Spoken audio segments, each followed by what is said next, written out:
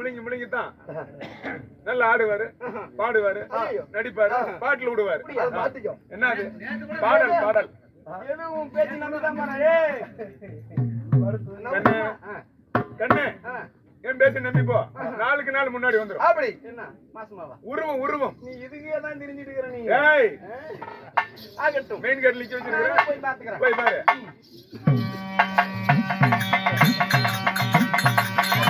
ஆவா ஒரே பாட்டுனாலே புடிச்சிக்கணும். என்ன பைத்தியமா? மனசுக்கு பிடிக்கணும், மனசுக்கு பிடிக்கணும். கண்ணே கண்ணே என் கண்ண குயிலை உன் கண்ணங்களை பார்க்கும் பொழுது என் எண்ணங்கள் எல்லாம் கொள்ளையெடுத்து போகுதடி என்னவளே என்னை பார்க்க வந்த என் சின்னவளை. உன் கண்ணமோ ஒரு கண்ணாடி, உன் கண் பிரிவுமோ கத்தி முனை, உன் நெத்தியும் மூன்றாம் புறை, ஆகமத்தை செதுக்கி வைத்த சிற்பியடி என் கண்ணே. நான் மட்டும் சிட்டுக்குருவியாக பிறந்திருந்தால் இந்த கூந்தலுக்குள் கூடு கட்டி வாழ்ந்திருப்பேன். நான் நூலாக இருந்திருந்தால் நீ உடலைக்கு ஒடுத்துவதற்கு நான் சேலையாக இருந்திருப்பேன். நான் மூங்கிலாக பிறந்திருந்தால் இந்த உதடோடு உதடு வைத்து இசுப்பதற்கு புல்லாக இருந்திருப்பேன். ஆமா, என்னடி செய்யறது? இரவில் படுத்தது படித்தான், இருடு மனம் வைத்து படித்திருந்தால் ஒரு மனம் முன்னெடுத்தில் வைத்து விட்டு இன்னொரு மனம் எண்ணத்தில் வைத்திருப்பேன். ஆனால் இருப்பதே ஒரு மனம். உன்னை எப்படி வளைக்க போகின்றேன் கண்ணே. இரண்டு மனம் வேண்டும் இரவினிடம் கேட்டேன். காதல் பாத்தீங்களா? இது வந்து உங்க ஊர்ல காதல் பாட்டா? காதல் பாட்டு பாட சொன்னா இலவு பாட்டு பாடிட்டு காதல் இனிமே வாயே திறக்குமா? 18 அதாவது 18 பருவங்கள் 4 காண்டங்களை உள்ளடக்கியது. இன்று அரங்கேற்று செய்திருக்கக்கூடியது ஸ்ரீ மகாபாரதத்தில் வனபருவம். அர்ஜுனன் தவநிலை சர்க்கம் எனும் நாடகத்தில் நான் யாரு யாரு என் பெயர் பேர் என்ன சொல்கிறேன். ஆமா, சற்று செவி கொடுத்து ஆமதிக்கணும்.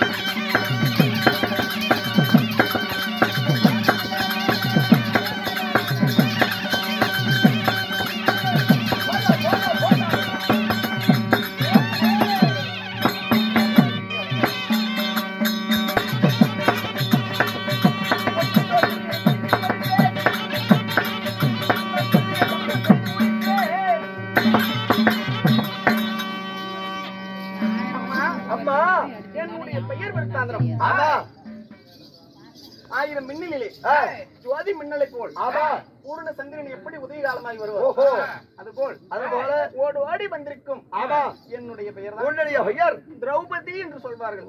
உன்னுடைய பெயர் திரௌபதா? ஆமா ஆ. திரௌபதி அம்மன், ஆமா. பாஞ்சாலி, யாகசேனா, இப்படி ஆமா என்னுடைய நாமமோ பலவிதமான நாமங்கள். அப்படி நிறைய பேரை வச்சிருக்கிற. நிறைய பேர் இல்லம்மா, பத்தினி, ரகுதா, பாஞ்சாலி, யாகசேனா, கிருஷ்ணனை அப்படி நான் வந்து பேர் கணக்கு சொல்றேன், நீங்க ஆளு கணக்கு கணக்கு வச்சுக்கிட்டு. ஆமா அம்மா, உன்னுடைய பெயர் பத்தினி, ரகுதா, பாஞ்சாலியாக இருந்தாலும் உன்னை பெற்ற தாய் தந்தை யாரு? எப்படி பிறந்தவள்? ஆமா பாப்பா, இப்படி பலவிதமான பெயர்களை கொண்டிருக்கணும். சரி, என்னை பெற்றெடுத்தார்களே என் மாதா பிதா. ஆமா, அவர்கள் யார்? யாரு? என்னுடைய தாய் தந்தை. யாரு? உன்னை போல் ஒரு மானிட சரீரத்தின் வழியா நான் பிறந்தவளா? பிறந்தவளா? நான் எப்படி பிறந்தவள்? இல்ல ஒரு தெய்வ அம்சமா? நான் யாரால் பிறக்கப்பட்டவள் சொல்கிறேன்.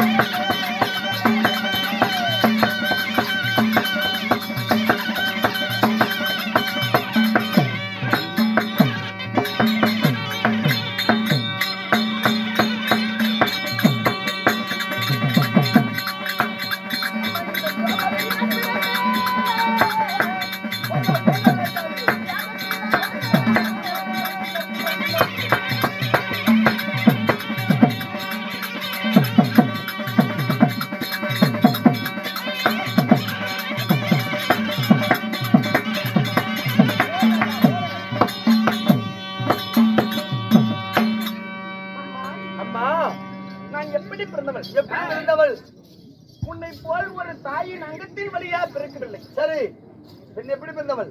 அப்படின்னு ஆமா, ஒரு மானிட சரீரத்தில் ஒரு பெண்ணாய் பிறந்த நான் எப்படி ஜனனத்திற்கு எப்படிமா பிறந்த? அம்மா, அம்மா, நான் பிறக்கும் போது வன்னியில் பிறந்தவள். ஓ, வன்னியில் பிறந்தவள். வன்னி என்றால் நெருப்பு என்று பொருள். ஓஹோ, சரி. இந்த நெருப்பில் நான் ஒரு பெண்ணாய் ஜனனம் எடுத்தேன். அம்மா, நீ மட்டுமா பிறந்தே? எத்தனை பேர் உடன் பிறந்தவர்கள்? என்னோடு உடன் பிறந்தவர் யார்? யாரு?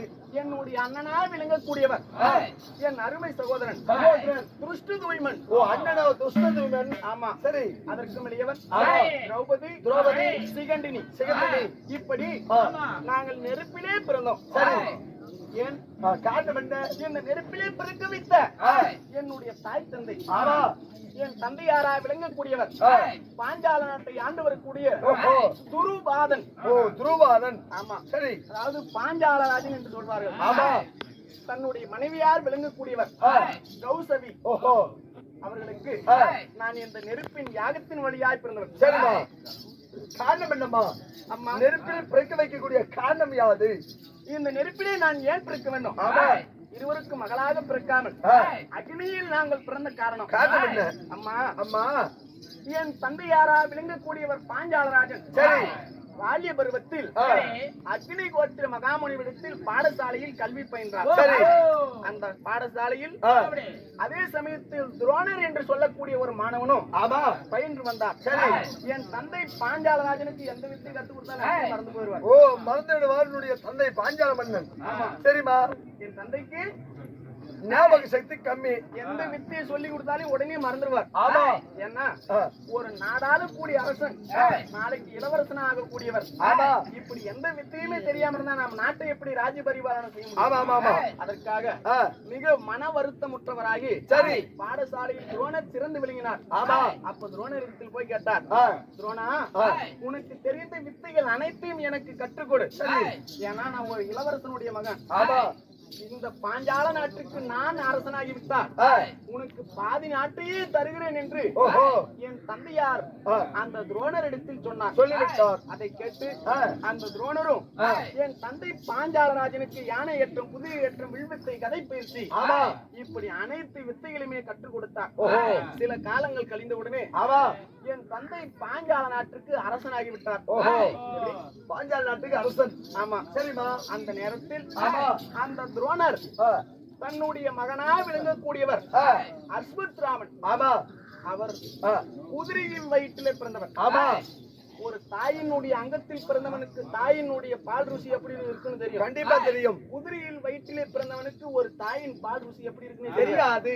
அதனால தன்னுடைய மகன் அஸ்வத்ராமனுக்கு பசுமாட்டினுடைய பாலாவது வாங்கி வளர்த்தலாம் அப்படி என்று எண்ணம் கொண்டார். ஆமா. அவரோ ஒரு வேதியர் பிராமணன். சரி. பசுமாட்டுக்கு நாம எங்க போறது? எங்க போறது? அப்போ யோசித்தார். அன்றைய தினத்திலே பாலிய பருவத்தில் பாஞ்சாலராஜின் வித்தைகளை கற்றுக் கொடுத்தால் பாதி நாட்டை தரன்னு சொன்னாரு. ஆமா. 2 பசுமாடு நமக்காக தரமாட்டார். நாடு வேண்டாம், நகர வேண்டாம், பையனை வளர்ப்பதற்கு ஒரு பசுமாடு மட்டும் இருந்தா போதும். சரி. அப்படி என்ற எண்ணத்தை கொண்டு பசுமாட்டை தானமாக பெறுவதற்கு பாஞ்சால தேசத்திற்கு வந்தார் துரோணர். சரி. அவர் வருவதை பார்த்தார் என் தந்தை. என்னடா இது ஆச்சரியமா இருக்கிறது. நாம் ஒரு சத்திரிய குலத்தில் பிறந்தவர்.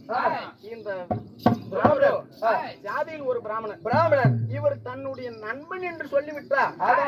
நம்மள போல சத்திரியர் நம்மள அவமானமா நினைப்பார்களே. அப்படி என்று காவலர்களே அந்த பிராமணனுக்கு என்ன பிச்சை வேண்டுமோ அதை கொடுத்து அனுப்புங்கள் அப்படின்னு வாசப்படியில் நிக்க வச்சு அவமானம் செஞ்சுட்டார் பாஞ்சால மன்னன். ஆமா. சரி. அப்ப துரோணர் பார்த்தார், பாலிய சிநேகிதன் நம்மளை இப்படி அவமானம் செய்கின்றாரே அப்படி என்று மனம் புறாமல் சாம்பலில் புதையுண்ட நெருப்பு எப்படி புகைந்து கொண்டே இருக்குமோ நம்மளுடைய நண்பன் இப்பேற்பட்ட வார்த்தை சொல்லிவிட்டாரே அப்படி என்று மனதிலே கொண்டு அடே பாஞ்சாலா, நீ சத்திரியன் என்று கர்வத்தினாலே என்னை அவமானம் செய்து விட்டாய். ஒரு குரு என்று பார்க்கவில்லை. ஆமா.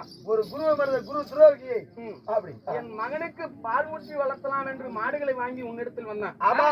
இப்படி யாரென்றே தெரியாமல் என்னை அவமானம் செய்து விட்டாய். அதனால் நீ சத்திரியன் என்று கர்வம்.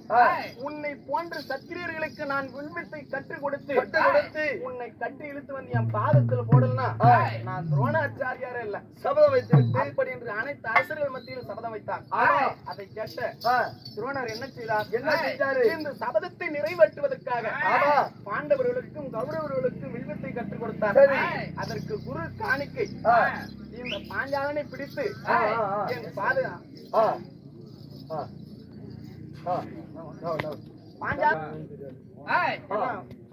வந்து சரி இதுக்கு மேல இங்க நிக்க கூடாது. கௌரவர்களும் துரோணரிடத்தில் போய் ஒப்படைத்தார். சரி. அதன் பின்னே பாஞ்சால நாட்டை 2ஆக பகுத்து பாஞ்சாலனும் துரோணரும் பங்கிட்டுக் கொண்டார். சரி. அதற்காக என்னை இந்த அகிலி வேள்வியிலே பிறக்க செய்தார். இருந்தாலும் பிறக்க செய்து யாரு உன்னை திருமணம் செய்தார்? நான் யாரை திருமணம் செய்தேன்? அப்படி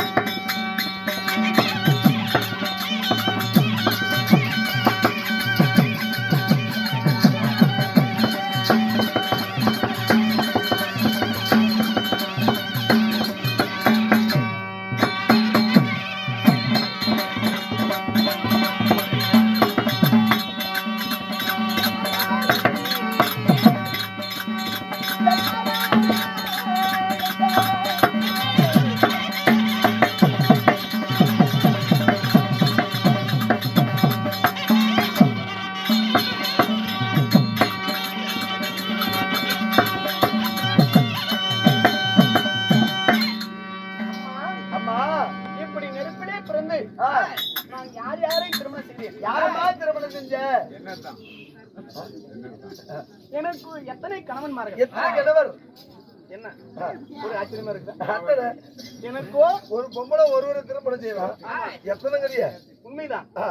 எனக்கோ 5 பேர் கணவன்மார்கள். 5 கணவர். ஏமா 5 பேரை திருமணம் செஞ்சுக்கிறியே, இதுக்கு எல்லாம் காரணம் எப்படி? எதற்காக 5 பேரை கல்யாணம் பண்ண? அம்மா அம்மா இப்படி ஐவரி மனம் புரிந்தேன் என்று ஒருத்தன் அல்லவா? ஆமா. அவர் யார்? யாரு? என்னுடைய கணவராய் விளங்கக்கூடியவர். ஓஹோ. மூத்தவர். ஆமா. தாரா புகழ் படித்த அறநெறி தவறாத யுதிஷ்டன் என்று சொல்லக்கூடிய தர்மராஜன். ஓ, தர்மராஜன். இளையவர். ஆமா. 16,000 கஜேந்திர பலம் பொருந்திய பீமசேனன். பீமசேனன். அர்ஜுனன். அர்ஜுனன். நகுலன் மற்றும் சகாதேவன். ஆமாமா. இப்படி பாண்டவர் 5 ராஜாக்கள் என்னுடைய கணவன்மார். சரிமா. 5 பேரை திருமணம் செய்து 5 புத்திரர்களையும் பெற்றெடுத்தேன். ஓஹோ. பிரதிவிந்தியன். ஆமா. சுருதி சோமன், சுருதி கீர்த்தி, சுருதி சேனன், சதானிகர். இப்படி இளம் பஞ்ச பாண்டவர் 5 குழந்தைகளை பெற்றெடுத்து அம்மா எங்களுடைய எதிரிகளா விளங்கக்கூடியவர் யாரு? யாருமா? அவரால் நாங்கள் என்ன துன்பம் அடைந்தோம்? ஆமா. சொல்கிறேன்.